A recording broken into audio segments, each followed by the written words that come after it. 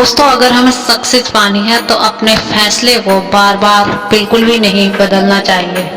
तो सुनाते हैं एक कहानी। एक मकड़ी थी। उसने आराम से रहने के लिए एक शानदार जाला बनाने का विचार किया और सोचा कि इस जाले में खूब कीड़े मक्खियां फंसेंगी और मैं उसे आहार बनाऊंगी और मजे से रहूंगी। उसने कमरे के एक कोने को पसंद किया और वहां जाला बुनना शुरू किया। कुछ देर बाद आधा जाला बुनकर तैयार हो गया। यह देखकर वह मकड़ी काफी खुश हुई कि तभी अचानक उसकी नजर बिल्ली पर पड़ी तो उसे देखकर हंस रही थी।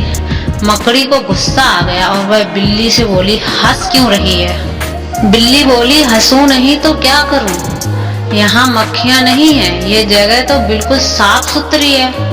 अब कहाँ कौन आएगा तेरे जाले में?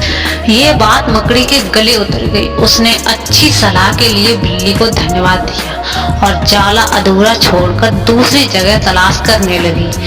उसने इधर उधर देखा, उसे एक खिड़की नजर आई और फिर उसे जाला बनाना शुरू कर दिया। कुछ देर तक वह जाला बुनती रही, तभी एक चिड़िया आई और मकड़ी का मजाक उड़ाते हुए बोली, अरे मकड़ी, तू इतनी बेवकूफ है? मकड़ी ने पूछा, क्यों? चिड़िया उसे समझाने लगी, अरे यहाँ तो खिड़की से तेज हवा आती है, यहाँ तो तू अपने जाले के साथ ही उड़ जाएगी। मकड़ी को चिड़िया की बात ठीक लगी और वह वहां भी जाला अधूरा छोड़कर आगे की ओर चल पड़ी। अब कहाँ जाला बनाया जाए? समय काफी बीत चुका था और अब उसे भूख भी लगने लगी थी।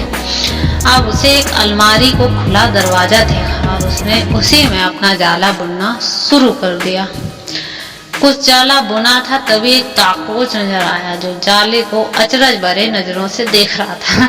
मकड़ी ने पूछा, इस तरह क्यों देख रहे हो? काकरोच बोला, अरे यहाँ कहाँ जाला बुनने चली आई, ये तो बेकार की अलमारी है। अभी ये यहाँ पड़ी है, कुछ दिनों बाद इसे बेच दिया जाएगा और तुम्हारी सारी मेहनत बेकार चली जाएगी। यह सुनकर मकड़ी वहां से हट जाती है। बार बार प्रयास करने के बाद काफी थक चुकी थी और उसके अंदर जाला बुनने की ताकत ही नहीं बची थी। भूख की वजह से वह परेशान थी। उसे पछतावा तो हो रहा था कि अगर पहले ही जाला बुन लिया होता तो अच्छा रहता। जब मकड़ी को लगा कि अब कुछ नहीं हो सकता तो उसने पास से गुजर रही चींटी से मदद करने का आग्रह किया। चींटी बोली, मैं बहुत देर से तुम्हें देख रही थी, तुम बार बार अपना काम शुरू करती और दूसरों के कहने पर उसे अधूरा छोड़ देती, और जो लोग ऐसा करते हैं वह उनकी यही हालत होती है। और ऐसा कहते हुए वह अपने रास्ते चली गई और मकड़ी पछताते हुए निडाल रही।